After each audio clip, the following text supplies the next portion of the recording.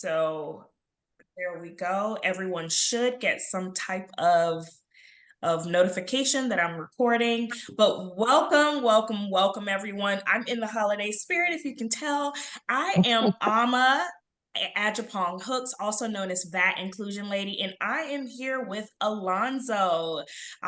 Yes, thank you for joining us. I will have Alonzo introduce himself and um, all of his amazing attributes and successes and accomplishments. But before we start, this is Candid Conversations, right? And this one's called Sight Unseen. Alonzo has such an incredible story. And I posted a video months ago when I met Alonzo because just his interaction, and he might not realize this, just his interaction with him, his confidence, his expertise in what he does really made me reflect on my own unconscious bias. And for those of you who don't know who I am and what I do, I'm a DEI consultant, and I really do focus on unconscious bias, awareness, how that shows up in the workplace, and ways that we can mitigate our unconscious bias to create an inclusive and equitable environment for all people. So being that I do this work, I know it's a journey, and I've had a video that talked about my amazing interaction with Alonzo, but how it also made me question, like, wait, how is he doing this? And how is he this good at his job? And wait, what, how, and when, and all of these questions. And so Alonzo actually became my massage therapist that I went to quite a decent amount. And I just started talking to him and asking him more about his story. And that's when I said, you know what? We need to record this and people need to hear it. So enough about how I met Alonzo. Alonzo, please introduce yourself. Hi, so my name is Alonso Subillaga. I am 33 years old, and I am a massage therapist slash flow artist slash music enthusiast. Um, I love what I do. I've always dedicated myself to do everything I do with passion and dedication. Um, I love playing with fire, and now I dance with it. um, I'm just overall just trying to live a good life, trying to bring good vibes all around me, and yeah, that's what I'm all about. Good vibes only, please.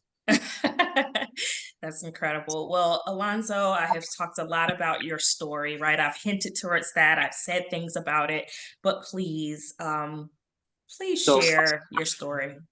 um, I was born in Colombia. Um, my family is originally from Venezuela, and when we were living there, um, things happened. Just we were in a situation in which we were threatened out of our country by terrorist militia groups. So we went to Venezuela. From there, it was going from one place to another, moved around a bit, and we ended up here in the States. I arrived in the States when I was 10 years old, a couple weeks away from 11. And from there, it was just adapting to this new environment, going from the schools that I was in Colombia and Venezuela to seeing the public school system here was a huge change, but regardless, I adapted well.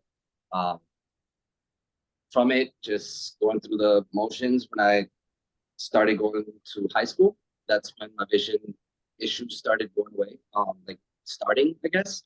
So I was diagnosed with a condition called retinitis pigmentosa. And for those of you who don't know, it's a condition that affects the retina. It's a degenerative disease that affects hundreds of thousands of people worldwide. And it slowly takes away my vision. So since 15 years, I remember I was around 13 years old. That's when it started affecting me. And like trying out for the baseball team at school, that was one of the biggest things um, that was one of the biggest things. Like I used to play baseball as a kid, loved it, and then when I tried out, as soon as the ball would hit, like leave the pitcher's hand, I would lose it. So me being loving center field, I would be like, "Holy crap, where is it coming?" Like in the face or something. But things like that started happening that I couldn't explain, and in my family there was no history of vision loss. So little by little, things started happening, and one day my mom asked me to get the remote from the kitchen table. It's direct TV remote, gray, blue, yellow. And I could see it, but then I started going like this around it. And so my mom asked me, it's like, Alonso, did you not see it? it's right there. And so they started noticing something's happening. So went to the doctors. They told me there's something going on in your retina. You need to see a retina specialist. And from then on, they diagnosed. I was maybe 18 years old when I was diagnosed. So some years had passed, vision started going away. I couldn't really tell at the moment because it was just a vision, like little sparkling dots. When you close your eyes, you see those millions of lights everywhere. That was always there. And from that point on, I remember the doctor telling me no treatment, no cure yet. Um, I said, well, great. One day I'm going to go fully blind. Might as well enjoy what I have. So all my life, I've lived enjoying the moment, taking in the beautiful sceneries, the beautiful people that come in and out of your life. And from it, I just kept going. Life took me in certain directions, and I ended up doing massage therapy. I love what I do. Since high school, the girls would tell me, "You need to be a masseuse." Da, da, da, da. But I've always wanted to do something where I can help people. Originally, I wanted to do psychology and understand the way the brain works and how our body and our brain interact with each other. And so, Oof. like, and just started growing. My vision kept on going away, but I feel like I saw more in the world the less that I saw physically. I just want to Right. show people that there's always a different perspective, no matter what. Yeah. Thank you for sharing that. Wow. So I know you mentioned that you moved on, right? You mentioned that you just got through it and started enjoying life and appreciating the moment.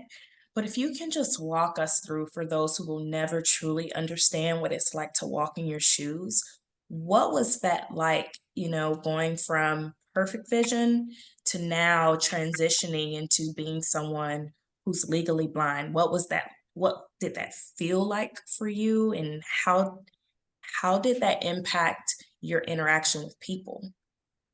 Well, um, I never truly noticed the difference because I was more living in the moment at the time. But then looking back at it, it's like, holy crap, a lot happened.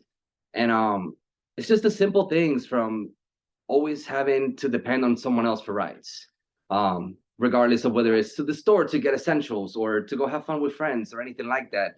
It started like night vision was the first thing to go for me. So back then I was working at like a Dairy Queen, just fast food restaurants and stuff. And um, I would normally just walk home or walk to work because I lived close enough. But that opened me up to everything that's out there. I didn't live in the best place and I was bullied a lot. So I was open to I was an easy target. Um, at the time, you couldn't really tell that I was dealing with vision loss because I didn't have a cane, I didn't have anything. And whenever I would tell my teachers, they were just, okay, well, just sit closer to the screen, I guess. And so, like, they didn't really understand that, like, it started affecting me in more ways that I didn't understand at the time. And how could I explain something that I didn't know? So from the changes in school, like if I dropped a pen at school, that generic gray carpet that was just horrible, my pencils would just blend in. If I dropped some coins or anything like that, they would blend in. And a lot of times I learned to be prepared. So I would carry multiple items in my backpack. Like if I drop it, all right, whatever, I can't find it. I can't afford to lose that focus from the teacher looking for a pen. So it's the little things like that that I couldn't just, excuse me, can you stop? And I need to find my pen, you know? It seems silly, but to me it wasn't. On a different on a different perspective, sorry, video games, sports, driving, like I was always,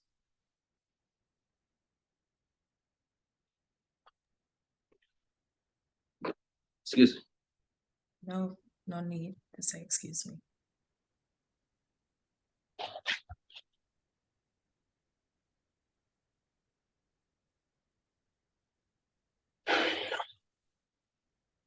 It hasn't been easy.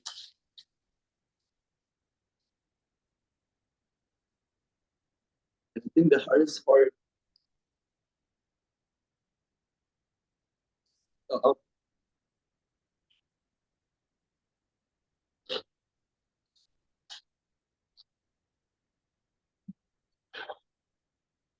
the hardest part is looking back at it all. Tell me more. Just missed opportunities. Mm. I've always wondered where my life would have been without it. And it's just the world just isn't built for accessibility. The world doesn't take into consideration that things are just black or white. Just the battle every day, having to figure out the everyday obstacles that to everybody else is just normal things that they don't think about. Just if you misplace something, it's easy for you to look. It's easy for anybody else to look, but it's I have to remember retrace my steps and everything's touch, everything's sound, everything else, but the little cues that I have, the vision that I left. And nowadays, all I see is just lights and shadows. Um, it's hard looking back at all the things that I had, just the things that could have been done, but weren't. Yeah. Um,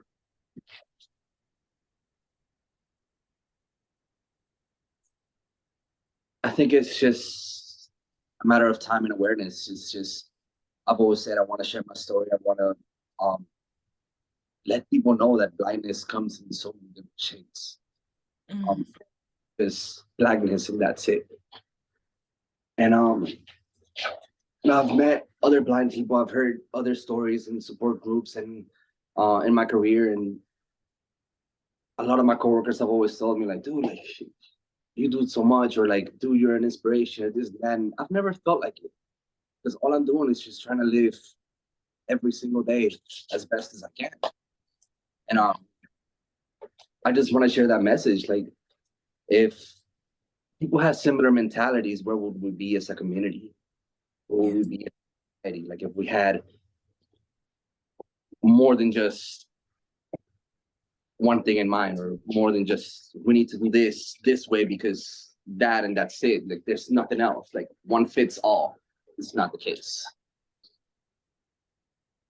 Yeah. Alonzo, I just want to thank you first for your your your vulnerability, um, your authenticity. I want to thank you for really giving us perspective, right? Um, thank you for that. Thank you. You mentioned, the world's not built for accessibility, and like every day is kind of like a battle. In your perspective, what could make the world a little bit easier? And I know this is your perspective. You don't represent all legally blind people. You even mentioned like it's different shades to it, it's a spectrum to it. But for those of us who are listening and wants to just be able to know what our part could be, right? Like, just what are some things that could just make it a little easier for people struggling with similar things as you? There's one saying that this is the first time I heard it. It was like engraved in my soul. Mm. That was Mahatma Gandhi's "Be the change you want to see in the world." There's too much negativity in this world for people to add on to it. And I think um it, um just being positive, just being open-minded and respectful, treating others the way that one wants to be treated, with respect, um, and also with love. I've always said, be love, do everything you do with love, and you will never go without. Um, and it's just being mindful, just don't jump into conclusions, don't assume. It's easy. um, I make friends everywhere I go. To share this real quick, but um, going to work, uh, I use public transportation, and like some of the bus drivers, like they get to know me and everything. And one of the times I was outside of work, but I always have headphones on if I'm listening to music. I disconnect, and the world does not it doesn't exist. And one day I was out there just listening to music, and the bus driver pulled up. It was like, Alonso, Alonso. And someone that was walking by was like, dude, he can't see you. Like people don't think that like he must be blind or something, but they don't see the headphones, and how could they know? But the bus driver was like, no, he's blind. He just can't hear me. And it was just a funny situation because I was unaware to the whole thing, but everywhere else in the parking lot, it was like this yelling match of like, oh, he can't see you, this whatever. But um, it left me wondering, what was that person thinking? Mm. Someone just saw me there. I was just minding my own business, listening to music on my break. Someone walked into my job and asked the ladies in the front if I was tied up to the post because I was just standing up against the post. And then they told me like, "Hey, are you okay?" They're like, someone come up to you, like the most random people come up to me, and I never know what to expect. Like I've had people who want to pray for me and everything if they see me walking out in the street, which is lovely. I've had people come up to me and offer me drugs, and it's just like, dude, what do I look like to you? I'm just minding my own business, and like people don't know. But mindful, just Yeah. everything is an interaction, and that can make a huge difference in someone's work on someone's day. You know, saying hello to someone if they see me walking by, that could give me a direction of, oh, I'm supposed to be headed this way because that's where the people are going, or like I'm going too far to the road or anything like that. Being mindful is everything, not a super, my opinion. No, I think that is a beautiful opinion. I'm still kind of mind blown at someone who thought you were like strapped to the pole. Like that one's a little harder to It, digest. It's like what I mean, what you think is going on here? You know? person got out of her car, and this was at Massage Heights. Got out of her car, and then one of the front desk girls just walked up and was like, "Hey, are you okay?" It's like, "Yeah, why?" It's like, "Oh, well, this just happened," and I'm like, "Oh, I'm just listening to music, just minding my own business," and it's just, what do people think? you know?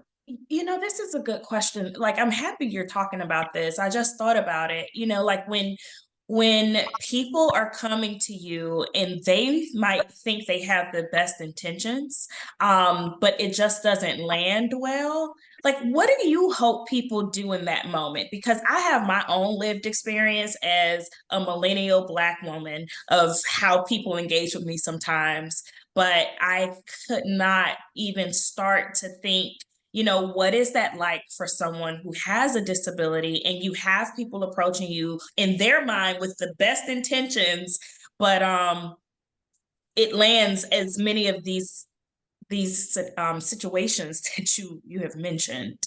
That comes from people simply not knowing, and that's where awareness is very. Mm. See, when I tell my clients, by the way, I'm legally blind, and they go, "Well, you're looking right at me." Like, yeah, because I can still hear you. you know? Um, but it's situations like that where awareness is key. The more people know, the more that they will be prepared for situations. Otherwise, how could you know? And from my perspective, I take things with a grain of salt. I'm one that doesn't take things personally unless it gets there. Um, so whenever I'm in a public situation where they may have the best intentions, okay, thank you, but I'm okay. There's a respectful way to decline someone's help or intentions or accept it. And that's something that I've had to learn. Just take the help sometimes, because a lot of the times it ends up being easy. And that's hit or miss because you never know what intentions people truly have. But I have been in situations like I had to ride MARTA on the train years ago, and I was by myself. I had my cane. I was traveling downtown, and someone just started helping me to the train and started making conversation, and everything felt great at first. But then I got this weird feeling, and then things didn't start matching up. Like this guy's telling me that he's headed to work. He works for Delta, which is at the airport. And it's the last stop on the train. But then he's like, "Oh yeah, my phone is dead." But then I can still see light, and I see his phone right as day in front of his hand. And so with the contrast, it just the things that he was saying to me didn't make sense. And then he's like, "Oh yeah, I gotta step away. I gotta step away." Da, da, da, da. He gets out of the train, and I get this uneasy feeling that someone's watching me. And so at the next station, I step out, and as I'm stepping out, someone comes and says, "Hey, this isn't your station." But when I got into the train, I didn't hear anyone where he was sitting. I heard him come in at the stop where the guy came out. It seemed fishy to me, so I came out, called my sister, stayed on the phone with someone until the next train came just to make sure that I was good. Um, so part of that is me taking precautions, Yeah. my safety, um, based off of feeling, and I've learned to trust my gut in a lot of situations. Um, I've been in situations where, like, I was walking home one day. This is back in high school, and this is back when I was bullied. Walking home, minding my own business, and all of a sudden, some kid just starts to me in the back, and I didn't know what to do. Two other kids were waiting on the other side of the street.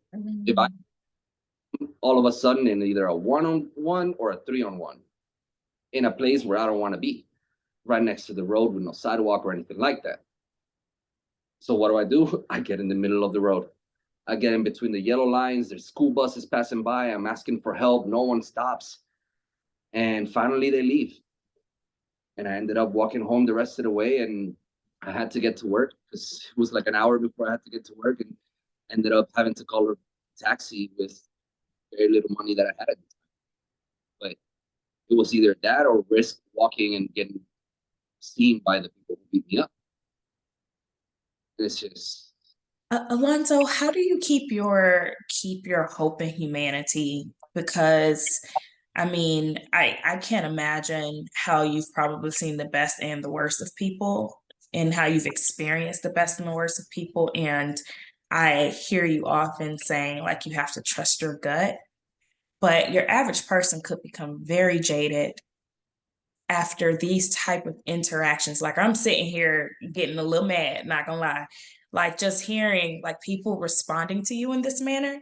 So how do you keep your hope in humanity? change you want to see in the world. Mm. And it's hard, but it pays off because then you have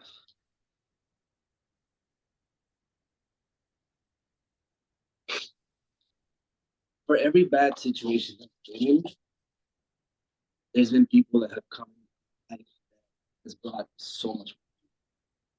Say that one more time. The last part went out a little bit, and I feel like that was pretty profound. Just there's been so many people in my life that has come and gone, and they've brought with them so much beauty. Um, Mm. like better, bigger, more beautiful. And the situations are what you make of it. Like I'm so annoyed when I hear people complaining and complaining and complaining, and I'm just like, dude, enough, enough of the complaints. There's enough of that going on around us. Like, be a reason for someone to smile Mm. on someone's day. I want to be that person that people walk by. Like at the end of the day, it's like, oh yeah, that blind, that blind guy. Like man, he put a smile on my face. for my massages, like I love the way that my clients react because I do what I do with love, and Oh, my you can clients, tell. that itself is worth more than the biggest tip, any monetary value. I had one of my clients tell me, and I'll never forget it, because I told him I'm gonna steal this and I'm gonna use it. But he said, Alonso, you are an artist, a sculptor of relaxation. Oh, I love it because that's what I feel when I massage. It's moments like that that make it yeah.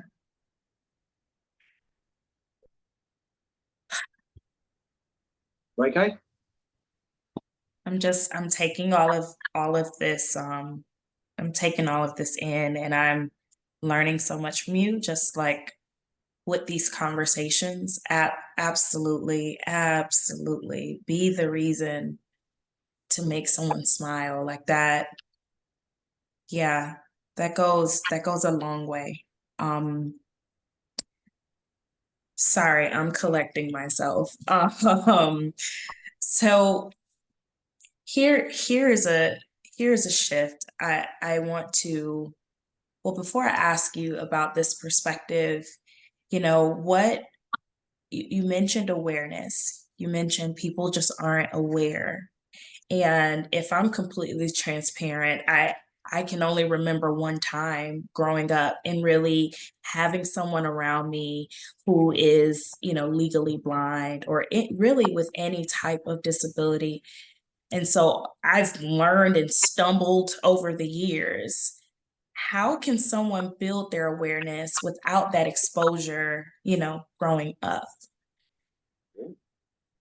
You need some kind of exposure.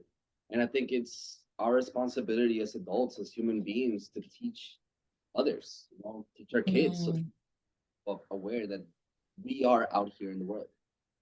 And by we, I don't just mean blind people, I mean people. I think we come in all colors, shapes, sizes, and conditions. Someone may be dealing with hearing loss. Someone maybe may not be able to smell. Someone's colorblind. How can you tell those things unless you talk to someone? Everyone has a story. Who's willing to listen? ooh, everyone has a story. Who is willing to listen?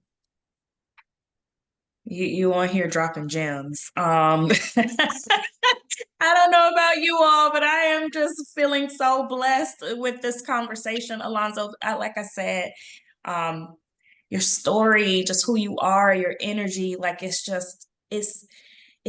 permeates and it's contagious. And oh man. So you mentioned something. You said, we're all of different shapes, sizes. Oh, James said, this is my experience with my friend all the time. I cannot imagine how amazing that is, James. Like blessed on the regular, right? Like just that be around someone like this. Um, You have so no. here, I would love to give a shout out to my man at the end whenever you guys. oh, absolutely. Absolutely. Um, Thank you for that. But yeah, we will definitely have time at the end. So, Alonzo, I remember asking you this because I don't know if you remember our massages, but I had so many questions, and I just appreciate you being open to answering some of them. And I, you know, you mentioned everyone is different colors, shapes, sizes, and that type of thing. And you made me think of people who say, I don't see color, right? And in your regular regard, that can mean something so different. But for you, that is an actual thing. And so, how has this experience impacted your view on race and ethnicity? It has it. Because to me, race and ethnicity has never mattered that. Say it one more time. You faded out a little bit. Um, to me, race and ethnicity has never been that important. But to me, people are just people. They're all kind of and race. Like, racism is something that's taught. Mm, You learn to be racist.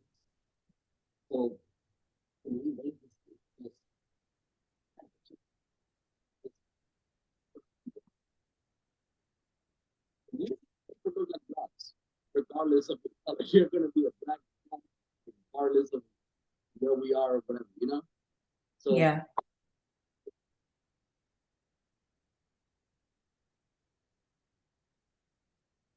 I'm not sure what happened, Alonzo, but I don't hear you at all now. Um, Annabelle said, Mom and Dad are really proud of you. You deserve the best. God bless. Oh, yay. Um, I did hear you say, racism is taught. I did hear you say that. Was there anything else you wanted to add to just how it's impacted your perspective on it? can you hear me? Oh, that's perfect. Yes. All right. Sorry, I was fixing the thing. Let me turn this back off. Yeah, no worries. All right. Could you ask that one more time, please? Yeah, so I was asking, you often have people who say I don't see color, and for you literally don't. And I was just wondering, like, how has this impacted your perspective of race and ethnicity? Well, and it really hasn't, because like I mentioned, like everything, um, I hear the news, I hear the things that people say, and it just breaks my heart that it's still a thing that people fight over. Yeah. Like, and people fight over it within their race, with each other's races. It's silly. To me, it's downright silly, and it's just,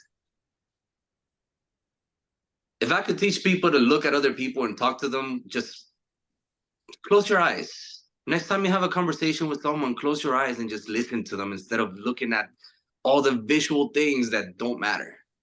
Vision is the biggest distraction.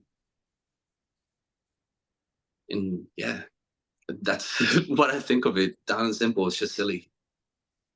So then how long does it take you to like form an opinion about someone? And I'm asking that because typically, you know, people who have sight come up with an opinion within seconds because that's just how the brain works, right? So you see it, it registers something in the brain. It could either be good or bad or whatever you associate with what you see. But like for you, that's forced to just listen, how long does that take you? Well, immediately, because I'm taking it in without the distractions of vision. My opinions on people are solely based on their interactions with me. Ooh. I don't care what anyone else said about them. I don't care who said what, when, what happened, or what time. If I wasn't there, how could I tell? My opinion of you is based on how you are with me. I don't care what you did with anybody else. If it involves me, okay. I have my opinion on it. But at the end of the day, opinions, you know what people say about it. And yeah, like, you have my respect until you don't kind of situation. Like, everyone deserves kindness. Everyone deserves love, regardless of who you are, where you come from. And yeah, just treat everybody with love, respect.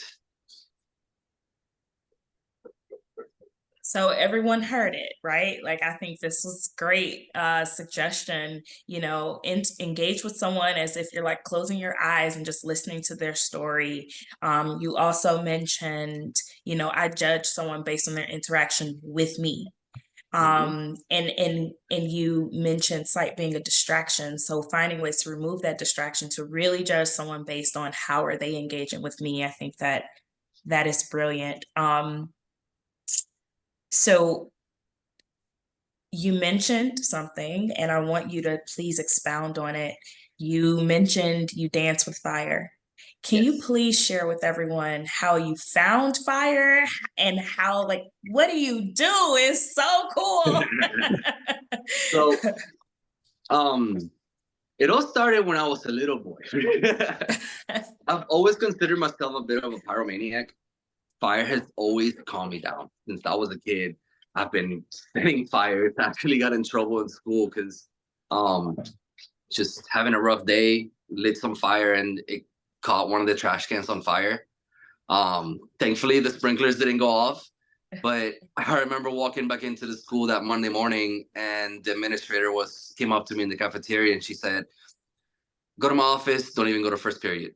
And I'm like, okay. I went, and my parents, they've told me, don't lie, always be honest. There's no reason in lying. And when the administrator sat me down, it's like, do you know why you're here? And I'm like, I think so. So they told me, I told them what happened. Just look, just calm me down. I was having a shitty day, whatever, pardon my French. You're good. But the administrator was getting ready to expel me. And he thanked me for my honesty and just suspended me for a week. And I was grateful because realizing what that expulsion meant, I don't know if that would have sucked in so many levels. But from it, flash forwarding years later, Poi and flow arts, that has been a beautiful journey. And back in, like, growing up, like, EDM music, techno, like, you see the lights and everything, and it's like it kind of gets you in there. And for me, like, I saw the lights and I saw that people doing it. It's like, that's what I want to do. I've always been a performer. I've always wanted to perform, and I love dancing. And a few years ago, when I got my COVID shot, it caused me to lose a lot of my vision all of a sudden. I went from being able to recognize my face, like see my reflection in the mirror. I lost that 48 hours after the shot. So needless to say, it sent me into a really dark place. And through meditation, through Reiki, energy work, I found my soul dancing. And it was Dancing Boy. So it's like I tried to do everything that I could to bring that out of me, bring that light out. And I got me a little set of poi, started dancing in like my living room in my apartment, and not much bigger than where I am now. And that's how it started. Just a way to get me moving, a way to get me feeling good. And the better I felt, the more I danced. I would dance outside of like my old job. Like I used to work at Massage Envy, and anytime I didn't have a client, anytime I had a break, I was in the back dancing. I just put my headphones on and I just started dancing, regardless of whether it was raining, sun, cold. I had to be out there. Fast forward, some years later, I'm growing in the poi world, at least dancing. And I consider myself a poi wizard. I've always said I've upgraded my poi wizardry. Okay. And so the end game was always to do the fire. At the end of the day, I am a Leo. I'm a fire element, and it came naturally. My wife got them for me for my birthday, just little simple fire poi, and I was excited. I was so excited. We got a bunch of family and friends together, and when they got lit and you heard the sound that it made, oh, it sounded like a Super Saiyan from Dragon Ball Z. And it was freaking awesome. It's everything I could have imagined. But there was this natural rawness that came with it. This emotion almost that I don't quite know how to explain it. But my wife tells me sometimes there's a point where like I lose myself. And you can tell when I dance, like, and I'm assuming it's when I get into like my flow state, because I feel it where I feel like I'm just a vessel for the energy to flow through me. Mm. And so I let it. Yeah, fire is just beautiful. I love it. You are a vessel and you let it flow through you. Mhm. So before I ask my last question, how, like if someone wanted to contact you for, fire dance, do you do that? Like how could someone engage with you on that? So you can follow me on Facebook and Instagram at Zubiflow. That's Zubi Flow, Flow. I do events, birthday parties, corporate events. So I dance with LEDs and fire. So it's a combination of both, and I just put on a show. Like they can reach out to me. We can talk the details for um, any event. Really, it's just mesmerizing and beautiful to witness. And on my page, you can see pictures, you can see some videos, but it truly doesn't like. It speaks very little to the live aspect of it. To see it live, it's you feel the energy, especially with the fire. Yeah. Yeah. That's awesome. So I cannot state how awesome that is. And I think about the dichotomy of it, where it's like the guy who only sees lights and shadows is dancing with the optimal light, right? Like the Right. God-given light, like that is just, I could take that and run with it. But thank you for sharing that. So my last question is, when you think about, and I know, again, I know I keep saying this, but I know you don't speak for every person that is legally blind, Mhm. but I want you to answer this from two perspectives. As someone who might be in a relationship or someone who might be friends with someone who is legally blind, how can we better support? So how can we better support that person? That's the first perspective. The second perspective is in the workplace. How can the workplace better support someone who's dealing with being legally blind? Mhm. Well, the best way for that, and I actually just had a conversation with my current manager because we actually got another blind gentleman where I work now. But have a conversation with them. If you encounter anybody, regardless of whether it's blindness or any condition, talk to them. Have a conversation and see what they need, what they require, because they may not need anything at all. They may need a lot of help. They may need little help. So it's all about engaging with the person and talking to them like a normal human being to see what their needs and capabilities are. Moving on to a work perspective, where it's more work. um, Again, have a conversation. Like everyone is different, so everyone is gonna have different requirements. Um, like at my previous job, one of the reasons why I left is they told me one thing but didn't come through with it. They would say things like, "Yeah, we could get this light that's motion detected, so that in this dark hallway where you're gonna be walking all the time, you don't bump into it." When I got hired, that was the very first thing they told me. A year later, when I put in my 2 weeks, I still didn't have that light. And in that year, I bumped countless times. I cut myself on corners. They didn't do anything to adjust. And it's not from lack of knowledge, it's from lack of doing it. And I will never, ever, ever be okay with that. Yeah. I put up with it for far too long in that workplace, and yeah, just not coming back. Um, but yeah, having a conversation and just seeing what the individual needs are.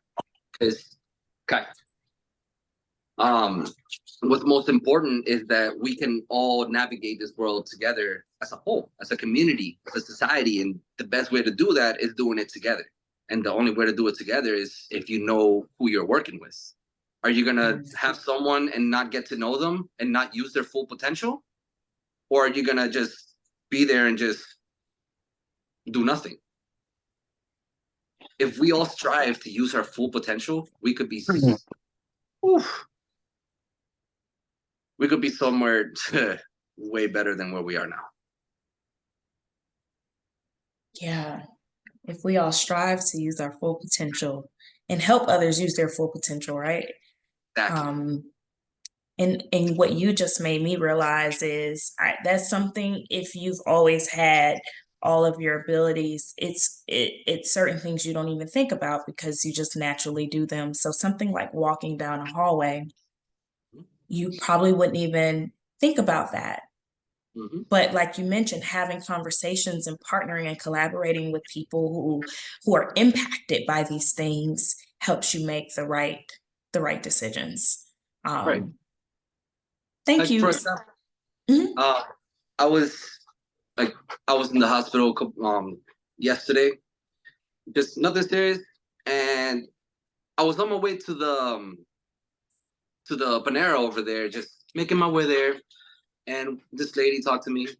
Did I need help? And I said, you know what? Yes, I will take the help. And I had a beautiful conversation with a doctor who ended up buying my food, who thanked me for talking to her because in the 11 days that she was talking straight, it was the one of the few conversations where people weren't telling her everything that was wrong with them. Doesn't need You don't need to have a disability to have a conversation with a person, and kindness will go such a long way with it. Yeah. That's all it is. Conversations. So Alonzo, I feel like this is just a part one. We could be talking about this for a while because you have so much to share. So much to share, but in this moment, I believe in giving people flowers. So, one, I don't know if you can see the chat or like it's just so much amazing stuff in here about you. So I'll make sure I save that and send it to you. But if there's anyone who wants to just quickly just show Alonzo appreciation, please do. If you have questions, please do quickly. But I believe in giving people flowers while they're on this side. James, I see your hand up. Yes, ma'am. Thank you. I'll try to be quick. I believe if I'm double checking the chat, Rayvon, I hope I am pronouncing your name correct. You Yeah. get more of a day-to-day interaction with Alonzo than I do. But to be short and sweet, I just wanted to. So I moved into the same apartment complex that Alonzo and his wife Nikki, um, and Tony. Can't leave out Tony. Wilkes, Nope. Wilkes will not allow me to. But anyway, so I vividly remember um, unpacking boxes and moving into my apartment. Would have been New Year's 2021.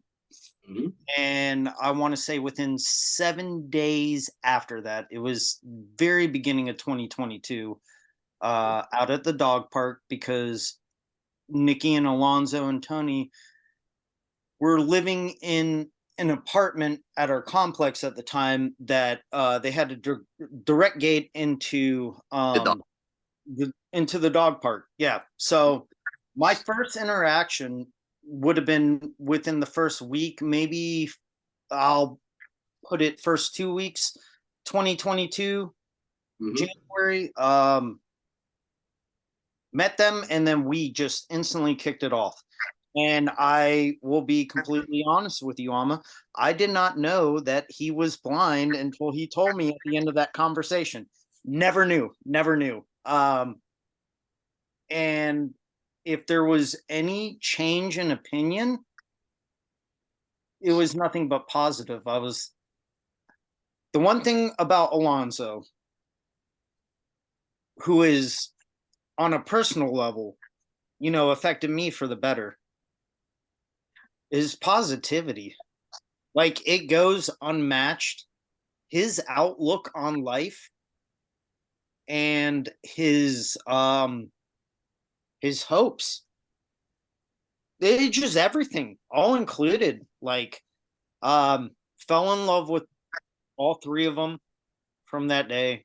My son is best friends with Tony. you know, they are definitely, you know, sometimes, yeah, there's a little bit of distance in between us now, not too much, but I mean, even if it's like you know, 6 months goes by before we finally meet up, it's like we left off from yesterday. And I'm always reminded of, if I can cuss a little bit, just how badass this guy is. I think that's the I I appropriate thing to say. I will be this man's biggest cheerleader. I know Nikki's got me beat. Love you, man. Yeah, you know, and that goes without saying. But yeah, I love this guy to death. His outlook on life, everyday situations, and just the way he moves has definitely had an impact on me. So I thank him for that. I thank him for his friendship. I will support him in any manner that I can moving forward. And I wish nothing but the best. And I will leave it at that. Thank you so much for that, James. And I think there's no better person to give final thoughts before I close us out than Nikki.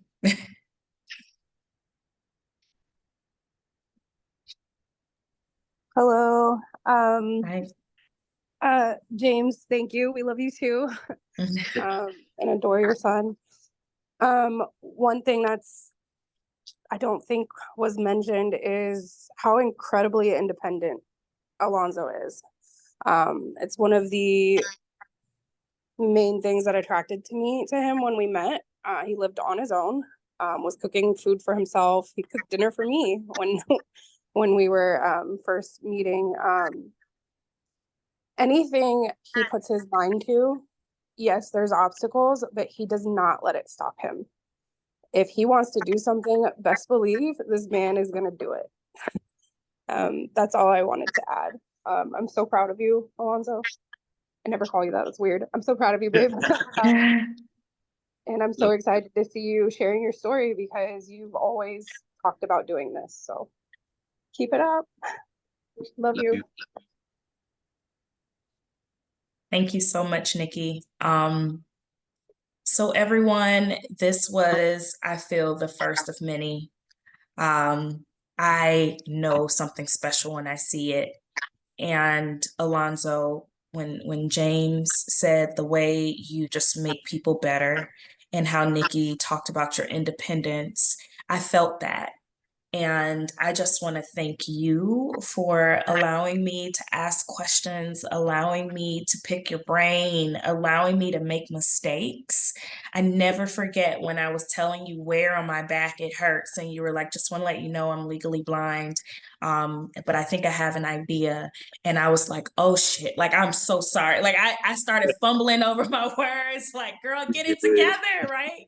And you were just so gracious. And I know I've probably made mistakes, you know, when engaging or not anticipating or not making things more accessible, but you've been so gracious along the way. And I just want to thank you from the bottom of my heart for spending time with me, for sharing your story, and for inspiring others. And I'm not going to say inspiring others because you are legally blind. I'm going to say inspiring others because you are just an incredible human being.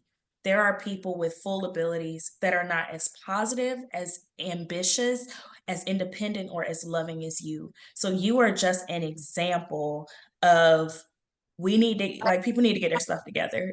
Because like Nikki put in the chat, you know, how can we be the change we want to see? So again, thank you from the bottom of my heart. Thank you, Thank you thank you, for thank having me. you. Thank you for the Absolutely. opportunity. Absolutely. And this is definitely the first of many. For everyone who have joined us. Again, thank you. I am Ama, that inclusion lady. I focus on inclusion, equity. I focus on having candid conversations. Because just like Alonzo said, it's about having the conversation, removing distractions, and judging someone based on their interaction with you. So if you've enjoyed this session, please, when the clip comes out, share it with everyone you know. We'll be having more of these because this story needs to get out. Alonzo is and inspiration to all people. So with that, I want you all to have a happy holiday. Enjoy this time off in however you celebrate it. And remember, be the change you want to see. All right, everyone. Bye. Thank you. Mama, real quick, how can we follow you? Yes. Oh, I'm on Instagram, that inclusion lady, Okay, that perfect. _inclusion lady.